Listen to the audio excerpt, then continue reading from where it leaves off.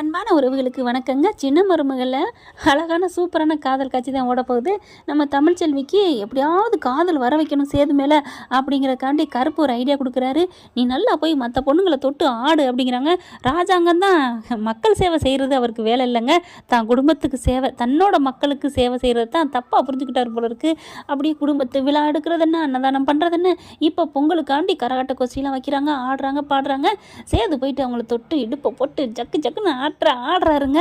கரெக்டாக பார்த்திபன் சாங்கு சூப்பராக போயிட்டுருக்கு. அழகாக அந்த மாதிரியே ஆடுறாங்க. அப்படியே தமிழ்ச்செல்வி பார்த்து பொறாமையில் பொங்குறாங்க, செம்ம காண்டாகிறாங்க. அப்படியே என்ன பண்ணுறதுன்னு தெரியல. அப்படிங்கிற மாதிரி பார்க்குறாங்க.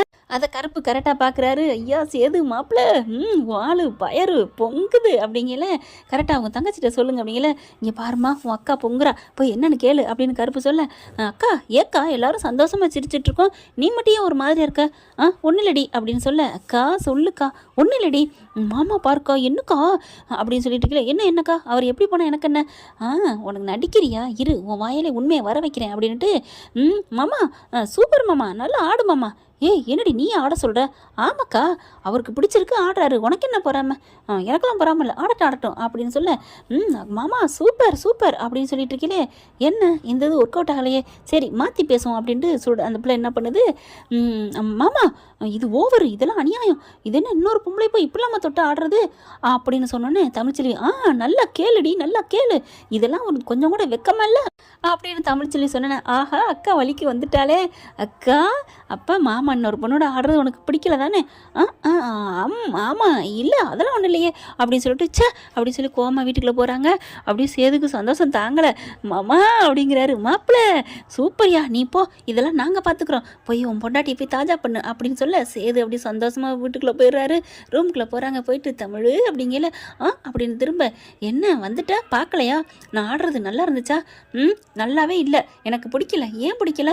எனக்கு பிடிக்கலன்னா பிடிக்கல, அப்போ இன்னொரு பொண்ணை தொட்டது உனக்கு பிடிக்கல அதானே?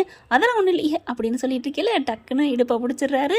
தமிழ்ச்செல்வியை பிடிச்சி இறுக்கி கட்டி அணைச்சி முத்தம் கொடுக்குறாங்க. தமிழ்ச்செல்வினால் ஒன்றுமே சொல்ல முடியலை. கள்ளி உன் மனசில் என் பாசத்தை வச்சுட்டு ஏண்டி அப்படின்னு சொல்லி கட்டிக்கிறாங்க.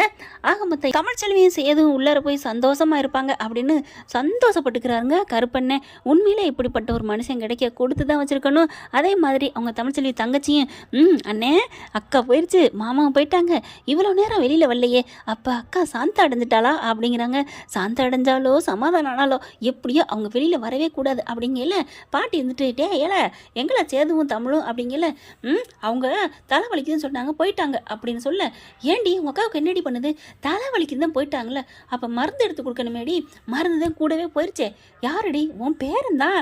ஓ ஓ ஓ அப்படிங்கல. அங்கே சாவித்திரிக்கெல்லாம் வயிறாக எரியுது.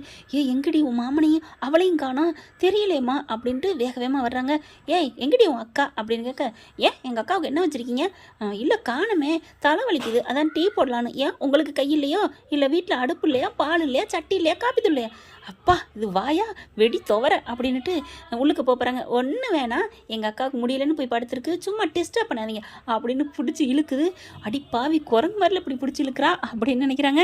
என்ன ஃப்ரெண்ட் இப்படியே போனால் சூப்பராக தானே இருக்கும். பார்க்கலாம் என்ன நடக்க போகுதுன்னு. தேங்க்யூ. இந்த வீடியோ உங்களுக்கு பிடிச்சிருந்தா தயவு செய்து லைக் பண்ணுங்க. இன்னும் அப்டேட்ஸ்க்காக சேனலை சப்ஸ்கிரைப் பண்ண மறக்காதீங்க. நம்ம கிட்ட இருக்க எல்லா சேனல்ஸோட லேட்டஸ்ட் வீடியோ அப்டேட்ஸ்க்காக மேல ரைட் சைடுல காட்டுற லிங்கை கிளிக் பண்ணி வாட்ஸ்அப் குரூப்ல ஜாயின் பண்ணுங்க. உங்களிடம் விடைபெறுவது நான் உங்கள் மெஹர்.